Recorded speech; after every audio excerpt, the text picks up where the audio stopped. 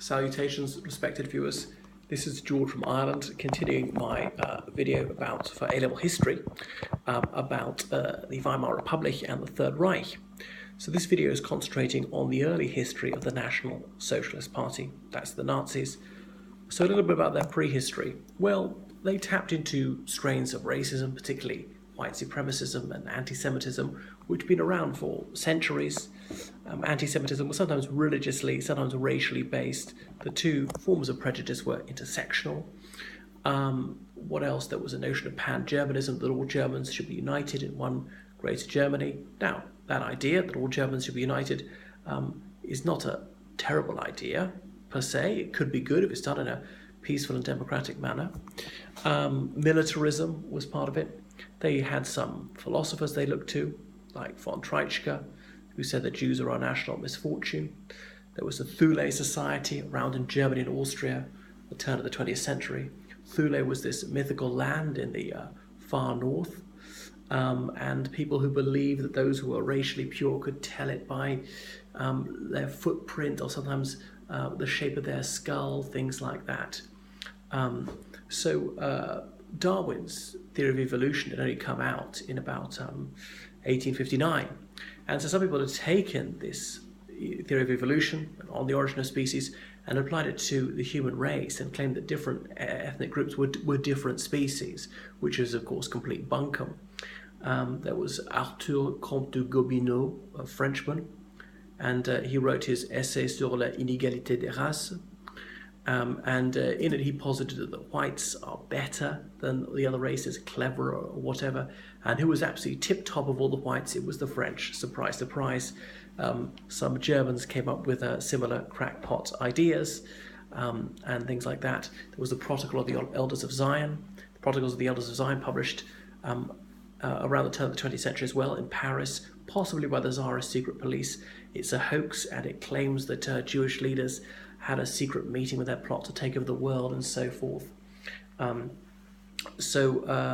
These were some of the ideas which were around before the Nazis came to form their party. Lanz von Liebenfels was a prominent racist theorist in Vienna before the First World War, and Adolf Hitler, when he was an unemployed young man there, he read some of these racist pamphlets, and the swastika symbols already been used there. They believed in Aryanism. Now, Sanskrit is the ancient language of India, and in Sanskrit, Arya is a nobleman, and Indians and whites are somehow related. I mean, I know all humans are related eventually, but there was this notion that certain types of whites are racially superior.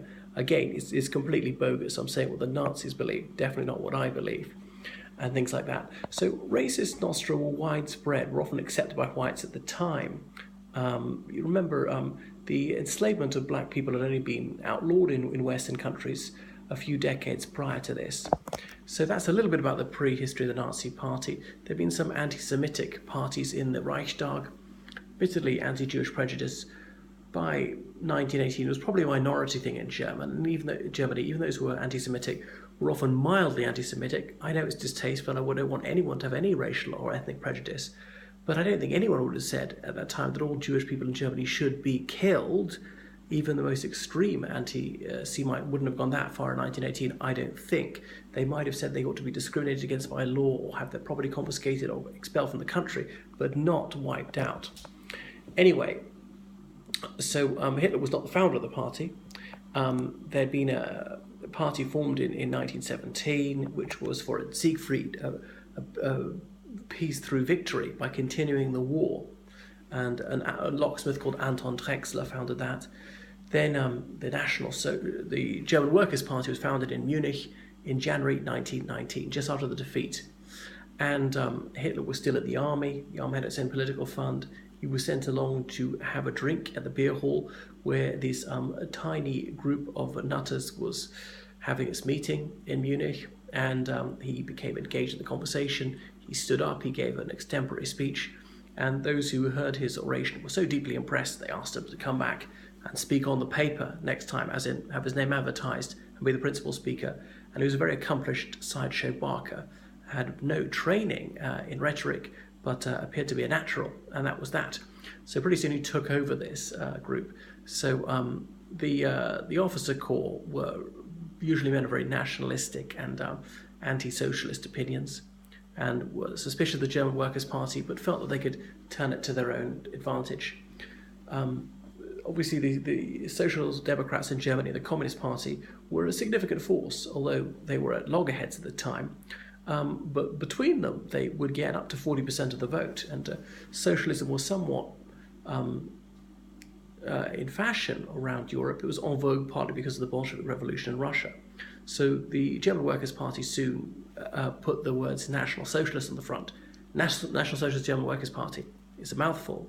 So it was abbreviated to the Nazi Party. Anyway, he soon became leader of the party. So they were drawing on some ancient strains, but also quite modern in espousing socialism. It was a bizarre amalgam of left-wing and right-wing talking points. They railed about social justice, they denounced the wealthy, they excoriated the boss class, they disliked big business, and they had a weakness for conspiracy theories, and there was always somebody to blame of the things that had gone wrong. And they told the Germans they didn't actually win the war, their valiant warriors had really prevailed, but they had been betrayed by these scheming politicians, especially socialist ones and Jewish ones. So that's why Germany didn't triumph as she deserved. They talked about revolution. They demonized international high finance. They had no respect for the monarchy, which is notable because there was obviously the Kaiser who'd fled, but Germany had a number of kings and grand dukes below him. Indeed, in Bavaria, when the party was set up, there had been a monarch, and that the monarchy had only just been abolished. And a lot of people of a nationalist frame of mind wanted to restore the monarchy, not the Nazis. They had many reasons to dislike monarchies, but monarchs are mongrels because they marry people of other nationalities, and many German princes and princesses had married Slavs, and the Nazis, they were prejudiced against Slavonic nationalities, let's say Polish people, Ukrainians, Russians, Czechs, Slovaks, and so forth. Anyway, the Nazis claimed that the German people were not related to the Poles at all, which is daft, as they are neighbours, and some Germans even have the surname suffix "ski." Anyway, they were anti-establishment, they were clearly revolutionary, they had a taste for brutality, and there was a curious crossover between the communists and the Nazis. So some people say there is a political, not a political spectrum, but like a circle. If you go far enough right, you actually come all the way around to being left again. But perhaps we shouldn't think of things in a left-right axis, because the Nazis were a mixture of left-wing and right-wing opinions. A case in point would be Roland Freisler, the yelling judge, as was later known because he used to shriek at the defendants in his cases, was a communist who became a Nazi. And indeed Hitler, after he was demobilized in 1919, he'd briefly been elected part of a communist soldiers committee. He's there on the records. They misspelled his name Hitler with a double T. But anyway, there we were. So as Churchill was later say of the two ideologies, they were opposite though similar.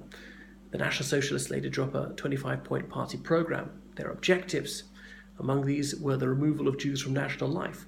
Incidentally, they didn't actually talk about even kicking the Jewish community out of Germany. The death penalty for war profiteers, that was quite anti-capitalist. Some people had grown wealthy from selling bullets to the army and things like that.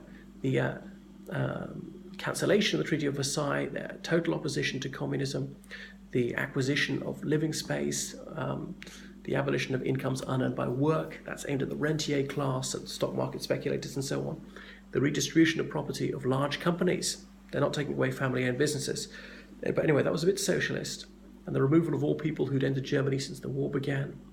The maintenance of a healthy middle class. Well, what's that? So some of these things are so vague, I suppose there's constructive ambiguity, so they could appeal to different people. The unification of all Germans in one state. Support for positive Christianity. Now, interestingly, they did not identify with either Catholicism or Protestantism. They were in Bavaria, where a high majority of people are Catholics. However, about 2/3 of Germans are Protestants. So if they had specifically identified themselves as a Catholic party, that would have alienated the Protestant majority, and German unity was key for them. Anyway, Hitler was later to write in his book that there ought to be no contradiction between Catholicism and German identity. The the same as between Catholicism and Irish identity. He made that explicit analogy. Anyway, so it was all about chauvinism. This is why Nazism is so evil. Anyway, we'll see that they did not accomplish many of their 25 objectives. That's enough for the moment.